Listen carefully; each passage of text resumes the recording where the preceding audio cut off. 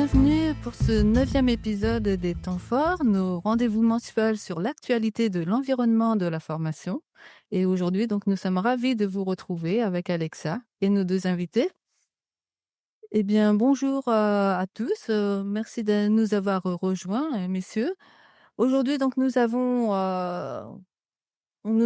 en tout cas vous proposer un point d'information sur le recours à la sous-traitance dans le secteur de la formation professionnelle avec donc monsieur Frédéric Moll, de l'unité régionale d'appui et de contrôle du travail illégal et monsieur Dimitri Bossard, du service régional de contrôle de la formation professionnelle, donc tous les 2 à la DRET. Merci à tous les 2 de nous avoir rejoints aujourd'hui. Merci à nos invités, pour nous éclairer sur ce sujet qui nous était demandé depuis un moment, par la communauté des temps forts. Donc, comme d'habitude, quelques petits rappels d'usage. Donc on vous rappelle, que ce webinaire est enregistré, qui fera l'objet d'un replay qui sera disponible sur le site du Cariforef. Que nous vous mettrons à disposition une petite infographie de synthèse avec les points clés qui vous sera envoyée par mail, d'ici quelques temps, hein. Vous avez, l'habitude pour beaucoup, de ces éléments.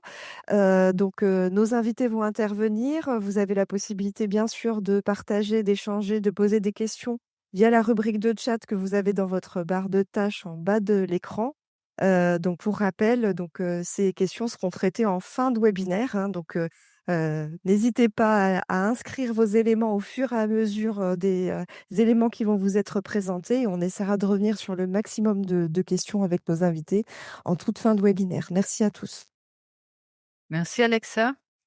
Eh bien, donc, pour donner la parole à nos invités, déjà, je vais leur demander qu'ils se présentent et puis, surtout, donc, de nous, donner quelques informations concernant, mais qu'est-ce que la sous-traitance? Du coup, bonjour à tous. Je prends la parole en premier. Donc, pour la DRETS, le service régional de contrôle de la formation professionnelle, que certains connaissent certainement parmi vous, qui a deux objectifs concernant ce service régional de contrôle, qui est d'une part le suivi, l'enregistrement des organismes de formation SCFA. Une première tâche plutôt administrative. Le suivi aussi des BPF. Je sais que certains d'entre vous sont confrontés à la télédéclaration de leur BPF actuellement et ce qui nous occupe aussi également. Et puis d'autre part, bien sûr, une mission de contrôle, donc le contrôle des organismes de formation et des CFA, mission de contrôle dévolue par la DGEFP et suivant les dispositions du livre 6 du code du travail. Je vais passer la parole donc à mon collègue de la DRETS qui représente l'URAC. Bonjour, bonjour à tous. Frédéric Moll, je suis responsable des unités régionales de contrôle à la DRETS Bourgogne-Franche-Comté, dont l'URACTI, qui est un service spécialisé en matière de travail égal. Donc, c'est l'inspection du travail au niveau régional. Donc, URACTI, unité régionale d'appui et de contrôle. Donc, 2 missions essentielles. Une mission d'appui aux collègues inspecteurs du travail qui se trouvent en département sur les 8 départements de la région Bourgogne-Franche-Comté. Et une mission de contrôle en propre pour les dossiers spécifiques ou à dimension particulière qui sont gérés directement par les agents de l'URACTI, seuls ou avec d'autres services de contrôle ou d'inspection. Voilà. Donc voilà pour ce qui est de l'URACTI. Donc on intervient également sur les problématiques de sous-traitance, hein, qui concernent tant le donneur d'ordre que l'entreprise qui exécute la prestation et sur laquelle on va revenir un peu plus dans le détail au travers des différentes obligations qui pèsent sur les uns et les autres au travers de notre échange de ce matin. Donc, je vais repasser la parole à mon collègue Dimitri Bossard. Merci Frédéric.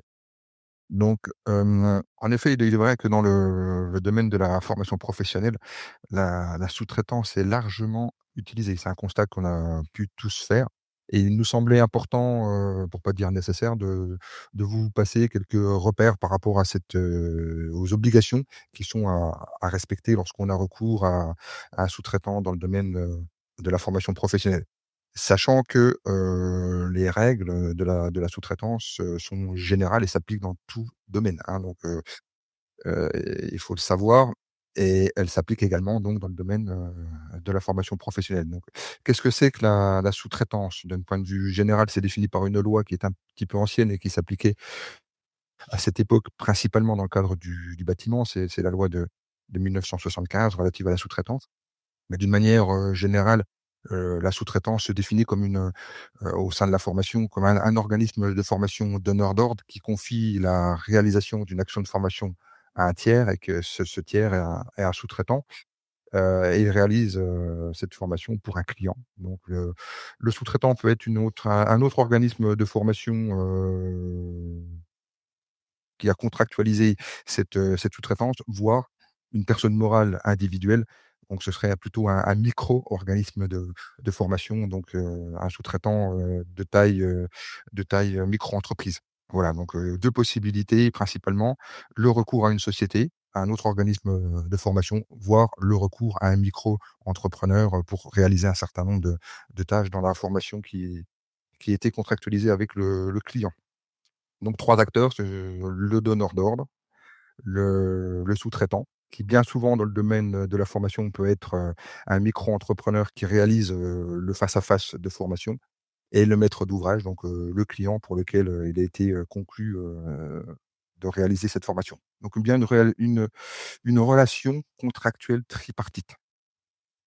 Donc voilà, donc on a quelques chiffres à vous faire passer également dans le domaine de la formation pour voir à peu près l'importance que peut avoir cette sous-traitance dans ce domaine particulier. Donc en effet, d'après les chiffres, de Centre Info, donc 35 des organismes de formation ont eu recours à un sous-traitant en 2021, et ces sous-traitants ont effectué des animations, de formation pour 82. Donc des chiffres plus proches de nous, que je suis allé rechercher sur notre base, de données, donc en Bourgogne-Franche-Comté, 766 organismes de formation ont déclaré une activité exclusive de sous-traitants au BPF 2023, donc cela représente 27 du nombre d'OF actifs ayant déclaré une activité non nulle en 2023. Donc, une importance d'à peu près 30 des organismes de formation qui sont enregistrés chez nous sont, des sous-traitants. Bien souvent des sous-traitants de type micro-entreprise. Et les sous-traitants réalisent bien souvent également des animations de formation en ce qui concerne, le face à face, de formation. Donc un autre chiffre, que j'ai pu trouver plus récemment aussi, 5 millions de formations sont sous-traitées d'une manière générale concernant, la France, par an. Donc 5 millions de formations sont sous-traitées par an en France. Donc concernant le statut, comme je l'ai dit tout à l'heure, c'est vrai que bien souvent on a affaire à un travailleur indépendant qui réalise donc une formation pour son donneur d'ordre chez le client. Donc c'est vrai que le travailleur indépendant, il est souvent sous le statut de micro-entreprise, et ce statut a une importance, qu'on verra notamment tout à l'heure dans le cadre du CPF. Donc le travailleur indépendant, c'est quoi? Je pense qu'on se posait pas mal la question de nombreuses fois. Donc un travailleur indépendant, c'est bien sûr, il n'est pas salarié, hein, donc il est le travailleur indépendant, donc de type micro-entreprise, pourquoi pas. Il est présumé indépendant si il est régulièrement déclaré et bénéficie d'un statut officiel et déclare bien sûr, ses revenus comme il se doit auprès des administrations, fiscales et sociales, et ses conditions de travail sont fixées par lui-même ou le contrat qui le lie au donneur d'ordre. Donc le travailleur indépendant, donc le formateur indépendant, il est autonome, il dispose de son matériel, fixe ses prix, devis, factures, et des tâches précises lui sont confiées dans le cadre du contrat qu'il a avec son donneur d'ordre. Donc à contrario, le travailleur indépendant, le formateur indépendant ne doit pas être soumis à un lien de subordination juridique. Donc il ne doit pas, être en subordination juridique permanente, c'est-à-dire qu'il doit être, indépendant, hein, il ne doit pas être, subordonné comme un salarié peut l'être, et peu importe ce qu'il est dit, dans les stipulations contractuelles, c'est la situation de fait qui, pour un avant de contrôle de l'inspection du travail, démontrera si le statut est celui de travailleur indépendant ou celui de salarié, hein. C'est bien là où se situe quand même une ligne de démarcation par rapport au statut juridique de la personne dans les faits. S'il est subordonné, s'il a une subordination juridique permanente, il est à considérer non pas comme travailleur indépendant, mais bien comme travailleur salarié. Donc, en suivant en cas de subordination, le statut est celui de salarié, en effet, ce que je viens de reprendre. Donc, le fait de ne pas avoir appliqué sciemment ce statut, donc implique pour le donneur d'ordre, celui qui lui confie cette mission de réaliser cette formation pour le client, implique la requalification. Donc, la requalification de travailleur indépendant vers la qualification de travailleur salarié. Donc, ce qui a des conséquences pour le donneur d'ordre qui, sciemment, a voulu ne pas appliquer le statut de salarié. Donc les conséquences sont de plusieurs titres. Donc on peut donc des conséquences, pour rappel, hein, des conséquences qui peuvent être de conséquences, pénales. Donc en cas de contrôle, notamment des services de l'inspection du travail, un procès-verbal peut être, établi. Donc un procès-verbal qui relate, les constats et notamment et principalement le constat de subordination et cet acte juridique le procès-verbal propose la requalification du statut au juge. Donc ça, c'est une action que peuvent entreprendre, par exemple, les services, de l'URACTI.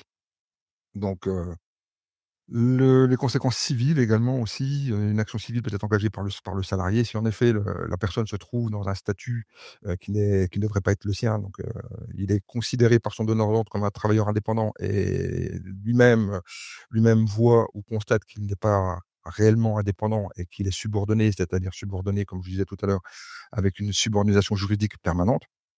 Donc il peut aussi faire appel au conseil, de prud'homme pour demander un certain nombre de dédommagements, et de condamnations de son donneur d'ordre, qui aura le statut, si c'est constaté par le juge, d'employeur pour cette personne. Les conséquences aussi, qui sont peut-être un peu moins connues, que ces conséquences pénales ou civiles, qui sont des conséquences administratives. Donc en effet, lorsque, il était jugé qu'un travailleur indépendant se retrouve dans une situation de subordination juridique permanente. Donc, le donneur d'ordre, peut faire l'objet de refus d'aide à l'emploi, voire de fermeture administrative pour, un délai de 3 mois et d'exclusion de marché public pour 6 mois. Donc là, c'est la compétence du préfet de département. Donc, dans le domaine de la formation, à ma connaissance, ça n'a pas été réalisé, ce type de sanctions administratives, mais dans d'autres secteurs, ça l'est régulièrement, dans le cas notamment des hôtels, cafés, restaurants, par exemple. Donc je vous laisse concernant les obligations communes à toutes les activités, donc qui seront développées par mon collègue, Frédéric Moll. Très bien. Donc qui dit conséquences en cas de recours abusif à de la sous-traitance ou en dehors des cadres réglementaires dit, nécessité d'être vigilant par rapport aux situations qui peuvent être rencontrées et obligation de vigilance qui pèse sur, le donneur d'ordre. Donc je vais vous expliquer un petit peu, ce qu'il en est, sur ce sujet-là. Donc en premier lieu, il faut préciser une chose, c'est que la réglementation, à savoir le code du travail, impose une obligation de vigilance pour tout donneur d'ordre, quel que soit le secteur d'activité, en matière de travail illégal. Alors, qu'est-ce qu'on entend par travail illégal? Le travail illégal, c'est défini par le code du travail et ça regroupe 6 infractions différentes. Le travail dissimulé, qui peut être du travail dissimulé, soit de la dissimulation d'activité, soit de la dissimulation d'emploi salarié. Donc ça, c'est vraiment ce qui est connu à peu près par tout le monde. Le marchandage. Alors, le marchandage, c'est quoi? C'est une opération à but lucratif de main-d'œuvre qui a pour conséquence, pour effet, d'éluder des dispositions légales ou conventionnelles au préjudice du salarié. Par exemple, c'est le fait entre deux entreprises de se prêter du personnel, euh, entre deux entreprises qui n'appliquent pas la même convention collective. Et de fait, en appliquant une convention collective qui n'est pas celle qui aurait dû être appliquée et qui est moins favorable pour le salarié, on élude un certain nombre de droits pour ce salarié. C'est ça le marchandage. Ensuite, le troisième type d'infraction qui fait partie du travail légal, c'est le prêt illicite de main-d'œuvre. Alors, ce qu'il faut avoir à l'esprit sur le sujet, c'est que le prêt de main-d'œuvre à but non lucratif peut être autorisé. Le prêt de main-d'œuvre à but lucratif, c'est-à-dire en faisant un bénéfice pour l'entreprise qui prête son personnel, le principe général, c'est que c'est interdit, sauf cas particulier et notamment dans le cas du travail temporaire. Par exemple, une entreprise travail temporaire, elle prête du personnel, c'est son métier, c'est son activité, elle fait un bénéfice dessus, c'est l'exception réglementaire, hein. Le la contrepartie de ça, c'est qu'elle dépose une garantie financière et qu'elle a un certain nombre de textes spécifiques à respecter. Il y a également des des exceptions en matière de contrats aidés, par exemple, mais c'est à la marge. Le quatrième type de situation constitutive de travail légal, c'est l'emploi d'étrangers non autorisés à travailler. Pour le dire, plus simplement, c'est, le fait d'embaucher quelqu'un qui, n'a pas d'autorisation de travail ou n'est pas en règle au titre de séjour ou qui n'est pas autorisé, d'une façon générale, à travailler, en France. Et ensuite les 2 dernières situations constitutives de travail illégal, c'est le cumul irrégulier d'emplois. Alors c'est quoi le cumul irrégulier d'emplois? C'est un salarié qui va cumuler plusieurs emplois, pour un total, qui va excéder, les dispositions réglementaires applicables. On n'a pas le droit de travailler 7 jours sur 7 ou 19 heures sur 24, quand bien même on cumule 2 emplois, par exemple, c'est ça. Et là, ça relève de la responsabilité de chaque employeur qui doit s'assurer que son salarié, n'a pas des activités, annexes qui font qu'il explose tous les plafonds, pour le dire simplement. Et le dernier type d'infraction constitutive de travail illégal, c'est, la fraude ou la fausse déclaration, que ce soit pour, obtenir, par exemple, une indemnisation au titre de l'activité partielle ou, auprès de Pôle emploi. On ne déclare pas un emploi qu'on occupe, et on touche l'assurance chômage. Donc, voilà les 6 éléments constitutifs du travail illégal.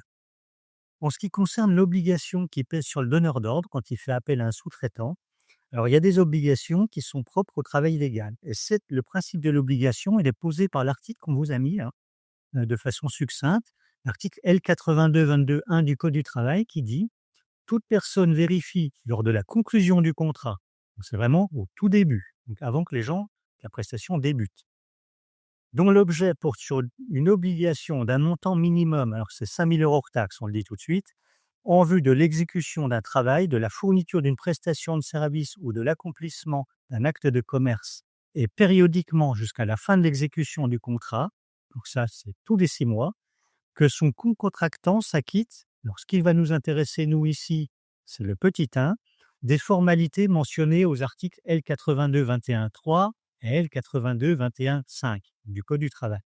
Et que disent ces articles? Eh ben, ces articles, ce sont tout simplement les 2 articles du Code du travail qui définissent le travail dissimulé par dissimulation d'activité pour ce qui est du -3 et du travail dissimulé par dissimulation d'emploi salarié pour ce qui est du L8221-5 du Code du travail.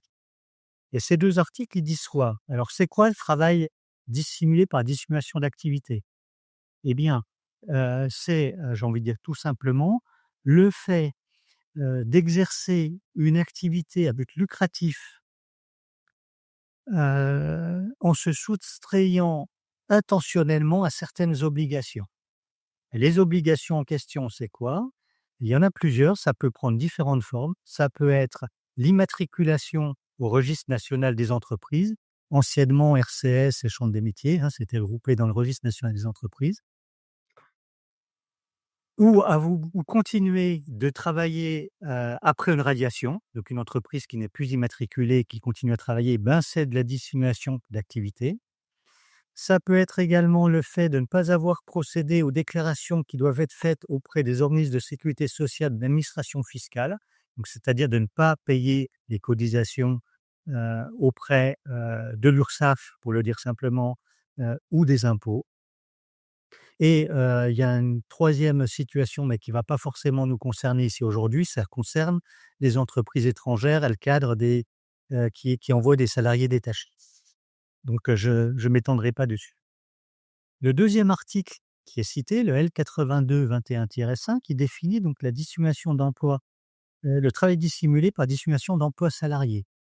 Et c'est quoi la discrimination d'emploi salarié? Ben, ça peut prendre également plusieurs formes. C'est le fait de se soustraire, alors c'est toujours, il y a toujours le caractère intentionnel, hein, on est sur du délit, donc il faut l'avoir à l'esprit. Se soustraire intentionnellement à certaines choses, soit à la déclaration préalable à l'embauche, c'est-à-dire on fait travailler quelqu'un sans l'avoir déclaré, volontairement. Soit, deuxième situation, on se soustrait à la délivrance d'un bulletin de paye où on fait figurer sur le bulletin de salaire qui est remis aux salariés un nombre d'heures qui ne correspond pas à la réalité. Et ça, c'est relativement fréquent. Alors, il y a une exception, toutefois, c'est en cas de modulation d'annualisation du temps de travail, on peut avoir des bulletins de paie qui ne correspondent pas au mois en question, mais c'est l'exception. Donc, le fait de ne pas mettre toutes les heures sur un bulletin de salaire, par exemple des heures supplémentaires, c'est un délit et c'est constitutif du travail, du délit de travail dissimulé par dissimulation d'emploi salarié. Et puis, la dernière forme que ça peut prendre et qui caractérise cette infraction, c'est la soustraction intentionnelle aux déclarations relatives au salaire ou aux cotisations sociales. C'est-à-dire, en gros, déclarer auprès de l'URSSAF un nombre d'heures qui est inférieur aux heures qui sont réellement travaillées, voire même payées. C'est-à-dire, on ne déclare pas toutes les heures supplémentaires, on ne déclare pas toutes les heures. Et tout ça, c'est constitutif de travail des gains. Donc l'obligation qui pèse sur le donneur d'ordre, et là on le précise sur la diapo qui est juste après, vous allez le voir. Le code du travail liste un certain nombre de vérifications qui pèsent sur le donneur d'ordre. Donc, comme je viens de l'invoquer il y a quelques instants, donc c'est à la conclusion du contrat et ensuite tous les 6 mois quand on est sur un contrat qui se prolonge dans le temps. Et ces vérifications, quelles sont-elles? Eh bien, il y a 2 vérifications essentielles à effectuer et à ne pas oublier. La première, c'est, vérifier et demander, se faire remettre une attestation de fourniture de déclaration sociale et de paiement des cotisations de contribution de sécurité sociale. C'est quoi? Hem, c'est, tout simplement, une attestation qui vient de l'URSSAF et qui dit que le sous-traitant avec qui vous voulez, contractualiser est en règle, est à jour au titre de ses cotisations sociales. Et la deuxième chose qu'il faut demander et qui est obligatoire à demander, c'est, de demander à l'entreprise avec qui on veut co-contracter qu'elle justifie de sa qualité et de son immatriculation. Alors, ça peut prendre différentes, formes. Alors, c'est soit, un extrait, de l'inscription au registre national des entreprises, donc un extrait CABIS et cetera. Soit, un document, qui, va justifier, c'est-à-dire le récépissé de dépôt de déclaration, qui va justifier des démarches en cours en matière d'inscription et d'enregistrement de l'entreprise à partir du moment où on est sur une entreprise qui est en train de se créer. Voilà. Et la troisième chose, c'est un document, un devis, un document publicitaire ou un élément qui va mentionner euh, un certain nombre de choses, dont le numéro d'inscription au registre national des entreprises. Donc le plus simple, c'est de demander l'extrait CABIS ou l'extrait qui va justifier de l'inscription au RN. Et si l'entreprise est en cours d'immatriculation, il faut lui demander d'en justifier. Alors comment ça se fait? Comment on obtient l'attestation? L'attestation, donc on la demande à l'entreprise, là on peut passer sur la diapo d'après, mais surtout on a une obligation, c'est de vérifier l'authenticité de l'attestation URSSAF qui est présentée par, l'entreprise qui veut signer le contrat avec le donneur d'ordre. Puisque, alors pourquoi il y a cette obligation-là? Il y a cette obligation-là tout simplement pour éviter qu'une entreprise fasse un faux, ce qui se voit, hein, on le voit de façon plus ou moins régulière. Une entreprise prend un document à l'entête de l'URSSAF, et puis fait une pseudo-attestation qui dit que tout est en règle et que les cotisations sociales sont à jour.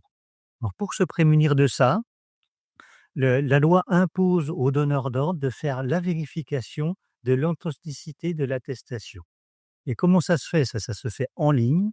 Alors, sur le site de l'URSSAF, alors si on va sur Google et qu'on tape, vérification attestation URSSAF, on arrive directement sur le lien qu'on vous a mis sur le diapo, les www.ursaf, accueil, outils, documentation, vérification. Donc il n'y a pas besoin de taper tout ça, on arrive directement sur le lien. Une fois qu'on arrive sur le lien, c'est très, très simple d'accès. Il est précisé, vous souhaitez, vérifier l'authenticité de l'attestation, qu'on vous a présentée, renseigner, dans le cadre, ci-contre, le code de sécurité. Alors c'est un code qui a 15 caractères et qui figure sur, l'attestation URSSAF que vous remet, l'entreprise qui souhaite contracter avec vous si vous êtes donneur d'ordre. Donc vous renseignez ce code-là et vous avez, la réponse, de l'URSSAF en ligne, c'est immédiat, hein, c'est informatisé, pour savoir si l'attestation qui vous a été présentée, est vraie ou pas. Après, il y a d'autres, méthodes pour, vérifier, mais ça ne va pas vous concerner, mais pour être à peu près exhaustif, on l'a mis quand même sur la diapo. C'est pour les entreprises qui relèvent du régime agricole, c'est une autre adresse mail, mais le fonctionnement est le même. Et pour une entreprise qui fait appel à une entreprise étrangère qui va cotiser, ponctuellement en France à l'URSSAF, Alsace, heu, auprès du CFE, il y a une adresse spécifique, mais ça ne vous concernera pas non plus. Ce qu'il faut retenir, vous, c'est l'adresse, vérification URSSAF, sur lequel vous aurez accès et pour lequel vous pourrez renseigner directement le code de sécurité. Maintenant, si, la réglementation impose une obligation de vigilance, elle prévoit également, heu, les cas, lors desquels, il pourrait y avoir un manquement en la matière. Donc ça a été, abordé sous un autre angle, par rapport à la requalification par le collègue, hein, en ce qui concerne le travail légal, il y a également une chose qu'il faut avoir à l'esprit puisque l'impact n'est pas neutre, c'est, la solidarité financière du donneur d'ordre qui peut être engagée en cas de, défaut de vigilance ou de recours sciemment. Le recours sciemment, c'est quoi? C'est le fait de recourir à quelqu'un qui exerce du travail, dissimulé tout en le sachant et en fermant les yeux. C'est ça le recours sciemment. Et la solidarité financière, elle est prévue, à l'article L 8222-2 du code du travail qui dit que, le donneur d'ordre qui, n'a pas respecté ces obligations-là, bah, est tenu solidairement, responsable, alors à plusieurs choses, au paiement des impôts, taxes, cotisations obligatoires ainsi que pénalités, majorations dues par celui au Trésor, organisme de protection sociale, le cas échéant, au remboursement des sommes correspondant au montant des aides publiques dont il a bénéficié et troisièmement, au paiement des rémunérations, indemnités et charges dues par lui à raison de l'emploi des salariés n'ayant pas fait l'objet, alors soit de la déclaration préalable à l'embauche, soit la délivrance du bulletin de paie. Alors ça veut dire quoi ça? Ça veut dire que les conséquences en matière de solidarité financière, elles peuvent être lourdes pour le donneur d'ordre, puisque tout ce que le l'employeur qui, a été en situation, heu, d'emploi de salarié en matière de travail dissimulé, tout ce dont il est redevable, eh bien, c'est le donneur d'ordre qui pourrait être amené à le payer si, son sous-traitant n'est pas en mesure de le régler. C'est-à-dire les salaires, les impôts, les cotisations URSSAF, les pénalités et cetera et cetera. Donc on remonte à chaque fois, d'un niveau. Vous n'avez pas été vigilant, donc vous êtes solidairement responsable. Si la personne qui est, heu, redevable des pénalités n'est pas en mesure de payer, bon, on s'adresse à vous. C'est ça la mécanique. Et là, pour le coup, ça peut avoir des conséquences qui sont vraiment dommageables pour le donneur d'ordre. Et encore une fois, ce sont des situations qu'on rencontre, assez régulièrement, alors, dans certains domaines d'activité plus que dans d'autres, évidemment, mais qui, ce sont des règles qui sont applicables à tout le monde. Voilà ce que je peux vous dire sur ce sujet-là. Alors il y a des questions peut-être dans le chat ou est-ce qu'on enchaîne sur, Peut-être, faire les 2 en même temps. On avait un petit quiz, donc on va interroger, nos participants sur 2 petites questions et puis en parallèle, on pourra rebondir sur les questions du chat. Heu, on a bien vu les questions du chat et il y a déjà eu des premières réponses, on va les reprendre. On voulait vous interroger, il y a 2 petites questions. On va vous laisser réfléchir, à ces 2 questions. On va les faire une par une et noter votre réponse dans le chat. Combien d'intervenants dans une relation de sous-traitance? 1, 2 ou 3. Donc vous tapez, 1A, 1B ou 1C ou, juste, 1, 2, 3, hein, pas de souci, comme si vous votiez. On va regarder, ce qui, est, la majorité et puis après il y aura une deuxième question. Alors la question est très simple. Donc, on a pour l'instant du 100 réponse C, ouvert en 3. Donc, tout le monde a compris qu'on était bien dans une relation triangulaire ou tripartite. Du coup, on passe à la deuxième question. La remise par le sous-traitant d'un document à l'entête de l'URSSAF mentionnant que le sous-traitant est en règle est suffisant en termes de vérification. Et là, vous avez un choix possible entre un oui ou un non. Donc, soit vous mettez 2B, soit vous mettez oui ou non.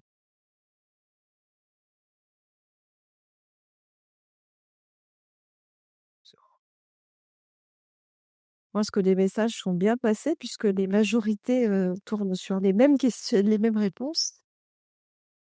On a essentiellement du non dans le vote. Alors, ça va nous permettre peut-être de rebondir sur les questions du chat, en parallèle, hein. Vous avez, bien compris les éléments qui étaient passés jusqu'à présent. Donc on avait des questions qui font du lien entre, le devoir de vigilance, la vérification, puis autre chose qui n'a pas été mentionnée. On a parlé de déclaration fiscale, déclaration URSSAF, immatriculation, registre des entreprises. On n'a pas parlé du numéro de déclaration d'activité comme organisme de formation. Donc forcément, il y a pas mal de questions qui tourne autour de, est-ce que le donneur d'ordre doit s'assurer que le sous-traitant a un numéro de déclaration d'activité? Est-ce que, il faut forcément que le sous-traitant ait ce numéro de déclaration d'activité? Donc ça, il y a déjà une réponse partielle. Je vais peut-être vous laisser commenter sur cette, ce là qui tourne un peu tout autour du même sujet. Et puis il y a un précision aussi sur, numéro de déclaration d'activité et puis lien avec la certification Calliope. On l'a déjà demandé. Alors oui, concernant donc je reprends la main parce que pour le SRC, je vais laisser un peu mon collègue souffler concernant le travail illégal et il reprendra la parole, après.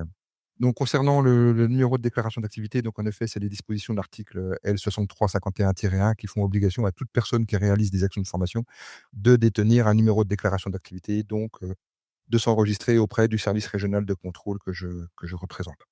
Donc toute personne qui réalise, donc y compris, le sous-traitant. Donc c'est bien une obligation qui lui est faite et sous réserve que ça change, mais c'est encore une sanction pénale donc de faire des actions de formation, donc de par le sous-traitant, sans disposer pardon du numéro de déclaration d'activité. Et normalement, le donneur d'ordre vérifie, que son sous-traitant a bien rempli ses obligations, légales. Donc même si c'est pas lui au premier registre qui en est responsable en termes d'infraction pénale.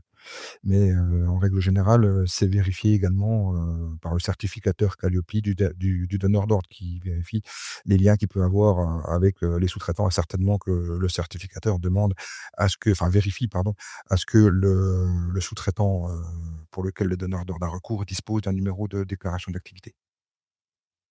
Donc voilà, concernant après tout ce qui peut éventuellement concerner le CPF, on va le traiter, par la suite. Parce qu'il est vrai que la sous-traitance est réapparue au gré, du durcissement de la réglementation concernant le CPF, mais, on y reviendra tout à l'heure et il y aura certainement un focus sur, Calliope dans ce cadre-là. Il y avait une petite question sur le sous-traitant peut-il être une association, loi 1901? Oui, le sous-traitant peut être, une association ou loi 1901. C'est toute personne qui réalise, donc, l'association doit disposer aussi d'un numéro de NDA. pour des filles, 4 Je jours. rebondis peut-être sur les questions travail illégal. Je vois qu'il y en a dans le chat, alors je les reprends dans l'ordre. Allez-y, je vous laisse rebondir. Alors, si j'en rate, n'hésitez pas à me reprendre, hein. Vous en prie. Il y en avait une sur le recours aux sous-traitants, donc tout organisme qui fait recours à un sous-traitant est dans l'illégalité, car c'est une personne qui devrait être salariée. Non, la réponse est non. J'ai envie de dire, rassurez-vous, c'est plus complexe que ça, puisque sinon ça voudrait dire que le principe même de la sous-traitance est interdit. Il peut y avoir des sous-traitants qui sont pas forcément salariés. Après, il ne faut pas que le sous-traitant soit, sous la subordination, permanente et complète du donneur d'ordre. Alors après, c'est un faisceau d'indices et c'est des situations qui s'apprécient au cas par cas. Pour rentrer un tout petit peu dans le détail pour expliquer la situation, ce qui caractérise le contrat de travail, c'est le lien de subordination. Le lien de subordination, dans une relation de sous-traitance, il peut être mis en cause, enfin, il peut résulter, la remise en cause de la relation sous-traitance, si on a des problèmes qui se posent à 3 titres. Il peut y avoir un problème de subordination juridique, c'est-à-dire que le lien de fait entre le donneur d'ordre et son sous-traitant n'est pas un lien d'entreprise qui doit caractériser un lien de sous-traitance normal, mais a toutes les caractéristiques du contrat de travail.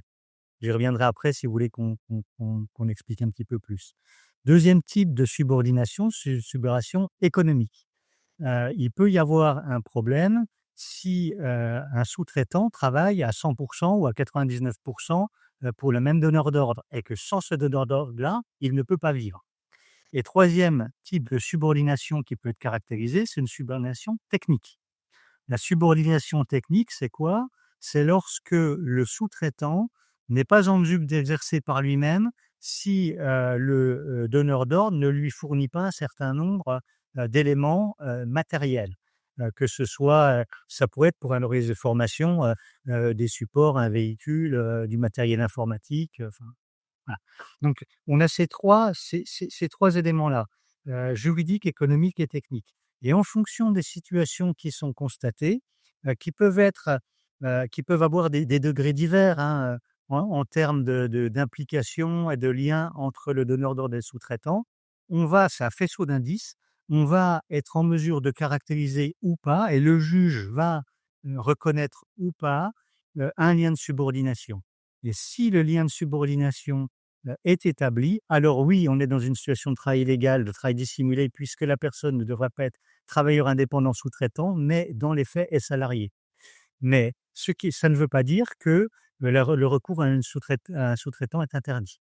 C'est pas une interdiction de principe, et ça peut très bien se faire à partir du moment où ce n'est pas, on ne génère pas un lien de subordination caractéristique du contrat de travail. Voilà. On a des retours, des commentaires sur des changements de statut. Par exemple, quelqu'un nous dit, «J'avais un ancien salarié, cet ancien salarié s'est mis à son compte, mais on continue à avoir recours, à ses services, mais cette fois-ci sur un principe de facturation, pour, animer des formations». Donc, des cas de figure où il y aurait, des changements dans le statut juridique. On va laisser encore reposer, Frédéric, si vous le permettez, donc Dimitri. Donc, Je vais poser la question, c'est à tous les 2, hein. oui, là, en l'occurrence, c'est très bien parce que c'est vrai que ça impacte les deux services. Donc en effet, cet ancien salarié, donc en tant que formateur, comme, dit précédemment, doit disposer d'un numéro de NDA en tant que formateur indépendant.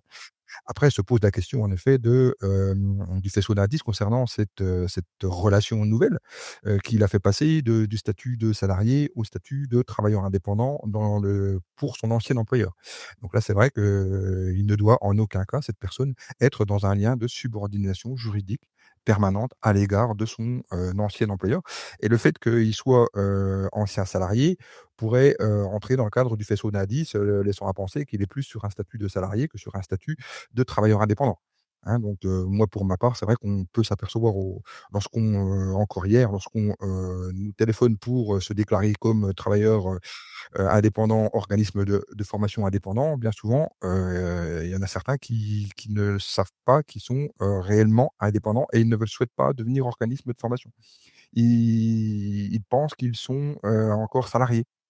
Donc, c'est pas très clair dans les esprits parfois de ceux qui nous téléphonent comme organisme de formation et qui souhaitent obtenir ce numéro de NDA, sachant que pour eux, bah, ils sont un peu comme cet ancien salarié, certainement et ils ne savent pas qu'ils sont réellement, sur un statut d'indépendant, sur un statut d'organisme de formation, de plein droit. Donc, même s'ils sont très petits, même s'ils sont du régime, du microsocial, ils ont les mêmes obligations qu'un plus gros organisme de formation, donc à détenir un numéro de NDA notamment et puis remplir, et télédéclarer le BPF. Donc qui pose un certain nombre de questions en cette période de déclaration de BPF. Voilà, je repasse là éventuellement la parole à mon collègue. Il y a des commentaires sur, les questions la question de la subordination juridique, économique ou technique, notamment sur le volet technique, en fait, avec des illustrations. C'est-à-dire qu'est-ce que subordination technique, ça veut dire que, on peut pas demander à un sous-traitant d'intervenir sur un plateau technique, particulier, de l'OF, donneur d'ordre. Est-ce que ça voudrait dire qu'on pourrait pas imposer, par exemple, l'utilisation de certains supports pédagogiques? Bah, après, c'est toujours une question de proportion à 2 mesures. Il y aura pas de, il y aura pas de réponse binaire oui ou non, puisqu'elle serait pas juste et puis c'est pas comme ça qu'il faut concevoir la chose. C'est vraiment, toujours une question de proportion entre, un sous-traitant qui intervient sur un plateau technique, dans des locaux ou qui veut utiliser un matériel informatique, mis à disposition par le donneur d'ordre. Il y a pas d'interdiction de principe. Maintenant, si le sous-traitant est incapable de vivre sans ça, et que, toute la relation entre les 2 entités, entre le donneur d'ordre et le sous-traitant, repose sur ce type d'éléments, il y a des questions qui vont se poser. Pour le dire autrement, si à la fin si au bout du bout, le sous-traitant, ne vient fournir en gros que de la main-d'œuvre, qu'un savoir, mais à aucun moment n'est en mesure de justifier d'un peu d'autonomie, des questions se poseront. Mais encore une fois, ce sera une appréciation au cas par cas, tout ça dans un contexte global et général, d'intervention. On peut très bien imaginer une intervention qui se fait sur le plateau technique d'un donneur d'ordre avec, complètement le matériel du donneur d'ordre. Maintenant, si c'est, je vais dire un client pour le coup, pour le sous-traitant, un donneur d'ordre parmi, 10 autres, ça va pas nous perturber. Maintenant, si c'est son seul et qu'il intervient une fois dans l'année, heu, où est le problème? Il y en aura pas, bien évidemment. Maintenant, si c'est le seul donneur d'ordre, que c'est, celui-ci qui permet de faire 100 du chiffre d'affaires, et qui encore fournit tout le matériel, vous voyez bien qu'on ne sera pas sur le même schéma de pensée. Voilà. Mais encore une fois, c'est une appréciation au cas par cas. Le temps passe, on va continuer l'intervention. On va peut-être juste rebondir une dernière fois parce que il y a beaucoup de questions qui tournent finalement derrière la même question sur le numéro de déclaration d'activité, sur l'histoire d'une peut-être proportion. C'est-à-dire, je vois beaucoup de commentaires en disant, oui, mais si c'est que quelques heures, mais oui, si c'est que quelques petites choses, etc. Juste peut-être réenfoncer le clou sur ces questions. Je vais me permettre de réenfoncer le clou. Donc j'ai mis dans le chat, les dispositions de l'article, du code du travail que je vais rappeler une fois de plus. Donc l'article L 6351-1 qui, fait obligation à toute personne qui réalise, il n'est pas fait mention du nombre d'heures ou de quelque chose de petit ou de grand, toute personne qui réalise des actions de formation. Donc dès lors que c'est convenu et contractualisé dans ce sens-là, il y a l'obligation pour lui de détenir un numéro de NDA. Ça permet donc, qu'il soit en règle par rapport à la réglementation et pour notre service de contrôle, ça nous permet de suivre, les organismes, de formation, hein, de manière générale. Donc c'est une obligation, légale. Donc c'est dit dans le chat auprès du préfet de région, mais c'est bien auprès de notre service régional de contrôle de la DRET, et pour lequel nous intervenons pour le préfet de région. La seule exception, vous l'avez mentionné dans le chat, c'est pour les UFA, sur la contractualisation entre un CFA et les UFA. Et, pardon. On va peut-être se permettre de continuer, hein, parce que le temps passe très vite et puis on rebondira sur les questions en fin de webinaire. Je vous redonne la parole sur les obligations de vigilance et de responsabilité. du donneur d'ordre. Donc on va continuer. Quelques éléments qui nous semblaient importants de porter à votre connaissance. Au-delà du travail illégal, il faut savoir qu'il y a une obligation générale de vigilance et de responsabilité du donneur d'ordre. Alors cette obligation, elle est posée par un article du Code du travail, L. 82-81 du Code du travail, qui dit ceci. Qui dit: «Le maître d'ouvrage ou le donneur d'ordre, informé par écrit par l'un des agents mentionnés», enfin un inspecteur du travail si vous préférez, «d'une infraction aux dispositions légales et ou stipulations conventionnelles applicables aux salariés d'un sous-traitant direct ou indirect dans les matières suivantes». Et là, il y a 9 matières qui sont listées: liberté individuelle et collective de la relation de travail, discrimination, égalité professionnelle, protection de la maternité, congé maternité, paternité, conditions de mise à disposition et garantie aux salariés des entreprises de travail temporaire, droit de grève. Là, des dispositions qui vont vous concerner plus directement ou potentiellement pour des organismes de formation comme vous. Tout ce qui concerne la durée du travail, les repos compensateurs, les jours fériés, les congés payés annuels, la durée du travail, mais aussi tout ce qui concerne le salaire minimum et le paiement du salaire, y compris des majorations pour heures supplémentaires. Et puis il y a d'autres thèmes, mais que je ne développe pas ici parce que ça vous concernera moins en concernant l'hygiène sécurité. Alors cet article, il dit que le donneur d'ordre qui est informé de manquements de la part de son sous-traitant ou d'un sous-traitant sur ces thèmes-là, enjoint par écrit à ce sous-traitant de faire cesser cette situation. C'est-à-dire que si vous êtes alerté par un inspecteur du travail du fait que votre sous-traitant ne paye pas, par exemple, les heures supplémentaires de son salarié, vous devez enjoindre à votre sous-traitant de régler la situation. En parallèle, vous avez l'obligation de justifier auprès de l'inspecteur du travail ou de l'agent de contrôle qui vous a passé l'information du fait que vous avez fait cette démarche-là. C'est toujours le même article qui le dit. Il dit: ce dernier en transmet une copie à l'agent de contrôle mentionné au premier alinéa. En l'absence de réponse écrite du sous-traitant dans un fixé par délai en Conseil d'État, alors je vous le dis, c'est 15 jours, le maître d'ouvrage ou le donneur d'ordre pour vous, informe aussitôt l'agent de contrôle.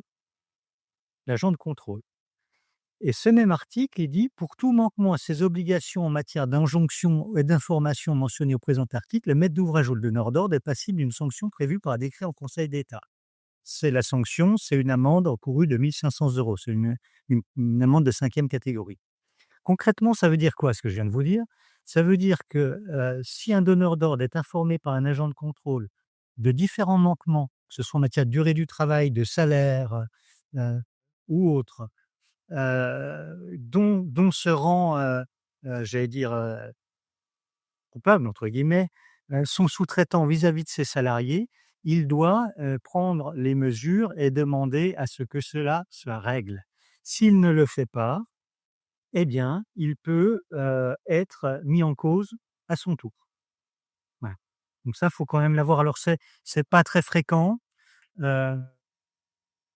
Maintenant, quand ça se produit, très, très clairement, charge après au donneur d'ordre de sensibiliser le sous-traitant, à de justifier de ce qu'il a fait. Ensuite, si le sous-traitant ne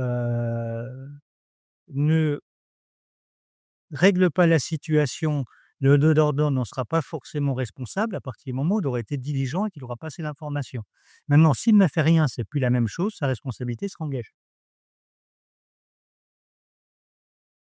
L'obligation d'agrément. Maintenant, une autre chose, donc c'est ce que disait le collègue tout à l'heure, hein, par rapport à la loi de 75. Donc la loi de 1975 sous la sous-traitance. Et là, elle a créé différentes obligations. Alors ça ne date pas d'hier, hein, ça a 50 ans quand même. Différentes obligations qui pèsent sur un maître d'ouvrage ou un donneur d'ordre. Et notamment, il y en a une qui nous paraît importante de vous rappeler, c'est l'obligation d'agréer le sous-traitant. C'est-à-dire que le donneur d'ordre doit être informé de la présence du sous-traitant et doit être d'accord. On ne peut pas imposer au donneur d'ordre son sous-traitant. Si le donneur d'ordre s'y refuse, s'y oppose, eh bien, l'entreprise ou l'organisme qui qui a contracté pour dispenser la formation devra le faire lui-même. C'est ça que ça veut dire concrètement. Et la deuxième chose, c'est que cet agrément du sous-traitant, ça doit être fait par écrit, hein, donc c'est pas verbal au téléphone, puisqu'il faut être en mesure d'en justifier, si la question, est posée. Donc ça nécessite un document d'acceptation qui prévoit le principe de la sous-traitance et les conditions de règlement du sous-traitant. Voilà. Alors il faut avoir à l'esprit que, cette obligation d'agréer le sous-traitant, elle est sanctionnée en cas de manquement, d'une amende qui est quand même, pas neutre dans la mesure où c'est 7 500 € d'amende qui sont encourus. Et une précision, que j'apporte tout de suite, c'est qu'il y a des règles différentes en matière de marché public. Voilà, hein, donc qui peuvent aller au-delà de la seule acceptation, et agrément, du seul agrément du sous-traitant. Voilà, mais je développerai pas ce champ-là, spécifiquement. Je pense que ce qu'il faut, vraiment avoir à l'esprit, c'est qu'on ne peut pas vous imposer un sous-traitant et vous devez l'accepter, vous devez l'agréer.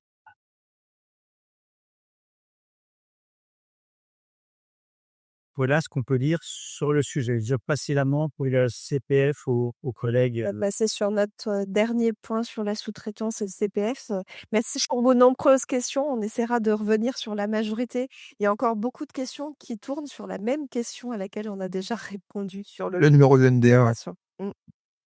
Donc, je me permets donc de reprendre pour cette dernière partie concernant donc, la sous-traitance dans le cadre du CPF. Donc en effet, donc Frédéric vous expliquait, les éléments de manière générale, ce qui est applicable à la sous-traitance et le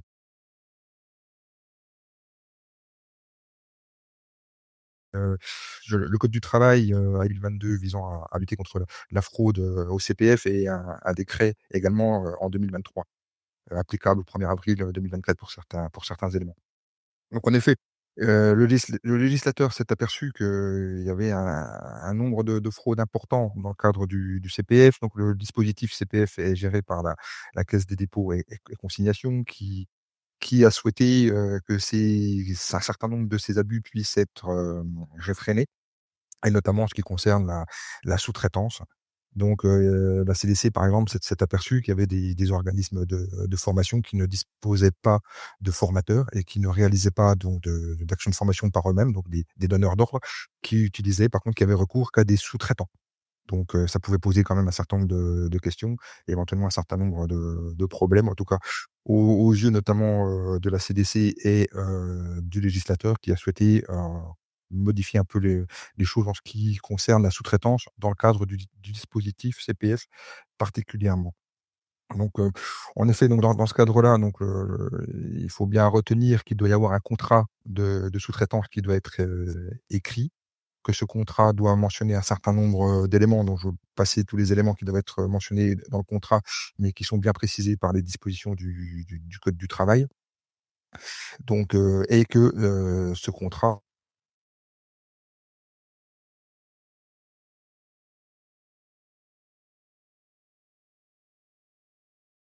entre le sous-traitant et le donneur. Le principe qui est à retenir d'une manière générale, c'est que le sous-traitant doit avoir bien sûr procédé à la déclaration prévue à l'article L6351-1, c'est celle dont on parlait tout à l'heure, c'est-à-dire le numéro de déclaration d'activité. Donc le sous-traitant, dans le cadre du CPF, mais d'une manière générale dans tous les autres cas, doit disposer d'un numéro de NDA. Il a donc, comme je vous ai dit tout de suite, il a signé un contrat de sous-traitance avec un certain nombre, de mentions. Donc le contrat de sous-traitance est obligatoire dans le cadre du dispositif CPF. Le sous-traitant doit aussi, et on va faire le lien avec ce que vous disiez, mon collègue tout à l'heure, donc le sous-traitant doit respecter les prescriptions de la législation fiscale et de sécurité sociale. C'est-à-dire qu'il doit déclarer, les revenus qu'il gagne par ses donneurs d'ordre ou son donneur d'ordre. On préférait que ce soit plutôt ses donneurs d'ordre parce que comme ça, il y aura un peu moins de faisceaux d'indices concernant le lien de subordination s'il a plusieurs donneurs d'ordre. Et donc il est à jour de ses obligations légales, d'un point de vue fiscal et d'un point de vue social. Très clairement, il retourne, ce qu'il gagne comme information, il retourne ces informations auprès du fisc et auprès des services de l'URSSAF. Donc ça peut être, vérifié dans le cadre de contrôles et également de contrôle du service régional, de contrôle que je représente.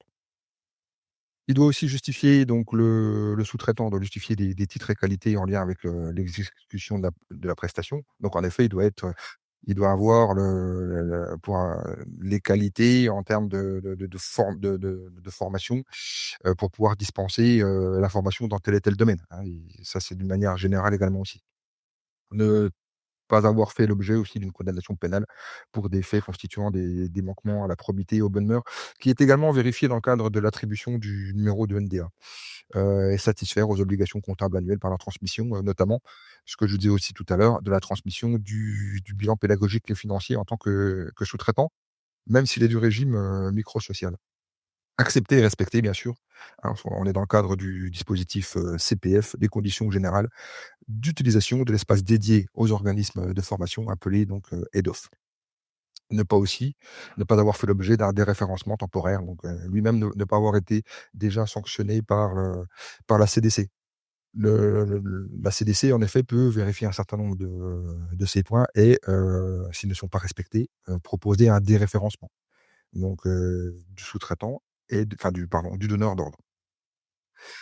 Il y a bien sûr, il existe une exception que certains, je pense, connaissent concernant donc le CPF. Dans le cadre du CPF, il est dit, heu, que le sous-traitant qui relève donc du régime de microsocial, heu, donc inférieur qui a un chiffre d'affaires inférieur à 77 700 €, donc qui bien relève de ce régime particulier des microsociétés, est dispensé de détenir plusieurs choses. 1, la certification Qualiopi et 2, l'habilitation informée. Donc, s'il est du régime microsocial, il n'y a pas de Qualiopi pour, l'obligation d'avoir la certification Qualiopi pour le sous-traitant issu du régime microsocial et pour le sous-traitant également aussi, qui réalise non pas une action de formation complète, ni même un bloc de compétences, mais qui réalise une partie seulement de la formation, qui lui est donnée par le donneur d'ordre pour le client. Il n'a pas l'obligation d'être certifié Qualiopi. Ensuite, un point qui est interdit spécifiquement dans le cadre du CPF, hein, c'est qu'il n'y a pas de sous-traitance dite en cascade. Donc un sous-traitant ne peut pas lui-même faire appel à un autre sous-traitant. Donc ce serait un manquement, relatif aux obligations posées par la loi et par le décret et par les conditions générales d'utilisation EDOF. Donc qui pourrait, donner lieu à un déréférencement, par exemple, par la CDC par la CDC. Donc voilà ce que je peux vous dire concernant la sous-traitance, dans le cadre du CPF. C'est à mon avis, ce qui a principalement été modifié, sachant que les règles, d'une manière, générale, étaient importantes d'être rappelées d'une manière, générale pour qu'on puisse, savoir de quoi on parle lorsqu'on parle de la sous-traitance, même en dehors du cadre du CPF. Donc voilà, pour ma part, j'ai essayé de tenir le délai. Je suis allé un peu vite, excusez-moi. Merci beaucoup. Après, je pense qu'on va rebondir, sur 2 ou 3 minutes, sur les questions, principales, sur plutôt des logiques de thématiques que toutes les questions parce qu'il y en a beaucoup et elles se raccrochent aux mêmes éléments. Donc on va reprendre les questions sur tout ce qui relève de, je dois rédiger une convention de sous-traitance, donc je vais forcément délimiter le périmètre de ma sous-traitance, mais en même temps, je ne dois pas montrer qu'il y a une subordination et la question de l'agrément, et du DC4 pour les marchés publics, peut-être qu'on peut rebondir déjà sur ces questions-là? Oui. Alors j'ai vu les questions, là, il y a différentes questions dans le chat. Le DC4, c'est un document qu'on trouve pour les marchés publics pour agréer les sous-traitants. Or en marché public, ces documents n'est pas obligatoire en tant que tel, hein, donc il y a pas de voilà, il y a pas un formalisme obligatoire. Ce qui reste obligatoire, c'est d'agréer sous-traitant et de le mettre par écrit. Ouais. Donc ça, c'est le point sur le DC4, c'est vraiment marché public. On le trouve notamment sur les chantiers, par exemple, de bâtiments, hein, typiquement, mais pour vous également. Il y a eu une question, j'ai vu, dans le chat, agrément égale contrat de sous-traitance, point d'interrogation. Non, c'est 2 choses différentes. Le contrat de sous-traitance, c'est un contrat qui va lier 2 entreprises. C'est un contrat par lequel une entreprise confie, une tâche, un ou un relais, ou prend comme relais une autre entreprise pour effectuer une tâche, ça c'est le contrat de sous-traitance. L'agrément, c'est l'acte par lequel, le donneur d'ordre va, va reconnaître la présence du sous-traitant et l'accepter. C'est autre chose. Ça se complète, mais c'est autre chose. J'ai vu également une question sur, ou plutôt une observation en disant, «C'est paradoxal ou contradictoire». Alors attendez, je recherche. C'est contradictoire, pas de lien de subordination, mais on ne doit pas donner des ordres au sous-traitant sur des points qui lui incombent. Alors, là, ce qu'il y a derrière ça, c'est la notion de contrat d'entreprise. Dans le cadre d'une sous-traitance, on revient en fait à la définition de la sous-traitance. C'est quoi la sous-traitance? C'est faire appel à une autre entreprise pour effectuer une tâche pour laquelle l'entreprise donneur d'ordre est rémunérée. C'est pas interdit en soi. Je vais vous donner un exemple concret. Mais le fait que le contrat de sous-traitance peut baliser les conditions dans lesquelles le sous-traitant va intervenir. Alors, je vais vous donner un exemple qui n'a rien à voir avec la formation, qui va permettre peut-être de faire mieux comprendre la situation. Vous êtes une entreprise de bâtiment, vous construisez un immeuble. Au sein de cet immeuble, il y a des garages et il faut monter des box. Bon. Vous faites appel à une entreprise sous-traitante pour monter en agglo les box dans les garages. Il y a le contrat de sous-traitance, ce sera quoi? C'est l'entreprise A fait appel à l'entreprise B qui signent tous les 2 un contrat de sous-traitance qui va prévoir de monter, les cloisons dans 25 garages au sous-sol de l'immeuble à telle adresse, pour un montant forfaitaire de tel prix et pour telle date butoir. C'est-à-dire, on fixe le cadre, on fixe le montant et après charge au sous-traitant qui travaille 1 heure par jour, 10 heures par jour, ou qui viennent une journée dans la semaine ou 4 jours, c'est pas votre problème. Le problème du donneur d'ordre, ce qu'il regardera auprès de son sous-traitant, c'est qu'à la date fixée, on lui est monté ses box de garage conformément à ce qui est prévu dans le cahier des charges, de l'agglo de tant de centimètres de large, et cetera, voilà, et pour tel prix, pour un prix forfaitaire. Après, le sous-traitant, ça devient son problème. Le prix auquel lui, il a acheté l'agglo, le temps qu'il y a mis, et cetera, c'est autre chose. Donc, et là, on est bien sur un contrat d'entreprise, un contrat de sous-traitance. Et pour autant, dans le contrat qui est fixé, qui est passé entre le donneur d'ordre et le maçon sous-traitant, eh bien, on a toutes les caractéristiques. Le mur, il doit faire telle épaisseur, il doit faire telle hauteur, et cetera, et cetera. Donc, c'est pas incompatible. Après, c'est au travers du contrat que ça doit être clairement défini. Ouais. Et ça rebondit quelque part sur une autre question que j'ai vue dans le chat, au sujet de la convention de sous-traitance, alors si je reprends mal ce que j'ai lu en diagonale, n'hésitez pas à me reprendre. Non, non, c'est très bien. J'allais vous poser la question justement sur qui la signe. Voilà, qui la signe? Eh bien, c'est le donneur d'ordre et le sous-traitant. Et il faut que les 2 soient d'accord. Ça reste un contrat d'entreprise. C'est pas, parce que sinon, pour le coup, s'il y a une partie qui impose, et pour le coup, c'est le donneur d'ordre, on peut penser, qui impose sa volonté à l'autre, ça posera d'autres questions. Ça reste un contrat entre deux personnes, physiques ou morales, enfin, je veux dire, qui, prévoit un certain nombre d'éléments, et qui vont prévoir la règle du jeu. Mais les 2 ont signé. Puisque les 2 doivent être d'accord. Alors, je On vois peut la pas le plaisant sur comment? sur l'agrément dans votre exemple. Oui, et j'ai vu qu'il y avait certaines confusions, en lisant dans le chat. Faut bien avoir à l'esprit que c'est le donneur d'ordre, c'est celui qui paye la prestation, qui agrée le sous-traitant. Donc c'est une relation à 3, hein, c'est toujours pareil. On a le donneur d'ordre, qui, fait appel à une entreprise pour dispenser une formation ou monter des garages, peu importe, hein, juridiquement, c'est la même chose, et l'entreprise qui a ce marché-là fait appel à un sous-traitant et le sous-traitant, il est agréé par le donneur d'ordre. Donc le document, d'agrément, c'est, l'entreprise qui a le marché qui va demander au son donneur d'ordre d'agréer son sous-traitant. C'est ça.